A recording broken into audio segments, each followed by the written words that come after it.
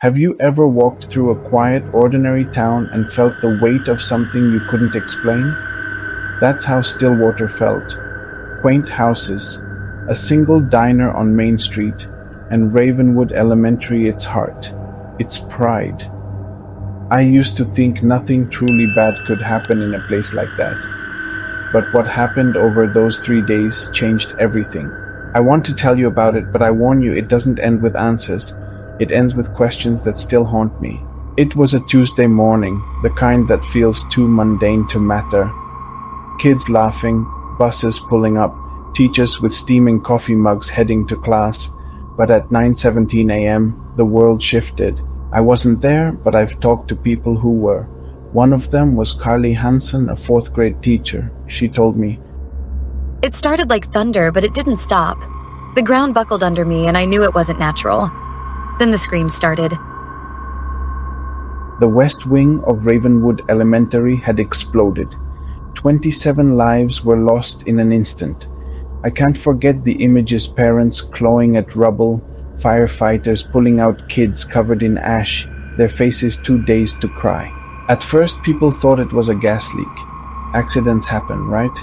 But then they found the wiring bombs, placed deliberately under the floorboards. That's when the whisper started. Who would do this? Everyone asked, but no one had an answer, not yet. The next day, the town was already raw with grief. Classes were moved to the community center, while investigators combed through what was left of Ravenwood. Parents were nervous, but life had to go on. By 8:30 a.m., children were settling into their temporary classrooms, and by 8:45, armed men stormed the building. It was over so fast no one outside had time to react. The gunmen, 5 of them, masked and organized, herded over 100 people, kids and adults, into the gymnasium. They barricaded the doors and planted explosives. One of the hostages, Erica Morales, later told me, "They didn't yell or panic. They just moved like they'd done this before. The leader stood there and said, 'You're here because they wouldn't listen. You'll make them listen now.'" The police surrounded the building within minutes. Negotiators tried to talk them down, but the gunmen refused to make clear demands. They spoke in riddles, blaming the town for their suffering but offering no details. By nightfall, tensions were razor sharp. Parents stood behind barricades, desperate for news, while SWAT teams waited for the green light to move in. Inside, the hostages sat in terrified silence, flinching at every sound. I was there that morning, standing among the crowd outside the community center. You could feel the pressure building, like the whole town was holding its breath. Just after sunrise, negotiations broke down. Shots were fired inside. The decision was made. SWAT breached the building. What followed was chaos. Explosions ripped through the gymnasium, set off by the attackers. The fire spread fast, and smoke poured from the shattered windows. Hostages ran, coughing and screaming, as officers pulled them to safety. But not everyone made it out. 48 lives were lost that day, including 4 officers.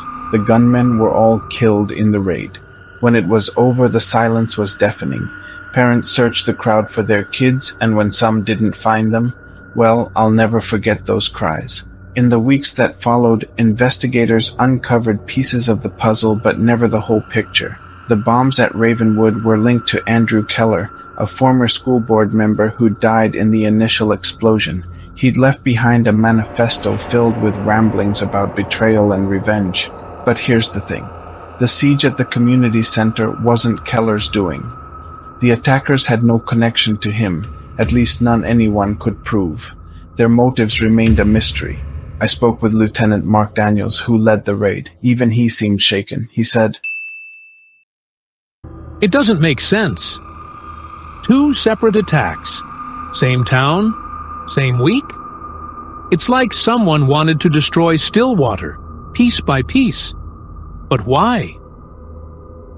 Ravenwood Elementary and the community center were never reopened. They stand there now, abandoned, covered in graffiti, and overgrown with weeds.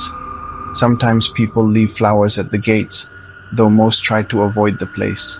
When I drive through Stillwater now, it feels like a ghost town. The kind of place where people don't smile at strangers anymore, where they keep their doors locked even in broad daylight. If you ever find yourself passing through, stop for a moment. Walk past Ravenwood's gates and listen. You won't hear anything, not at first, but if you wait long enough, you'll feel it. That silence, it's heavier than it should be.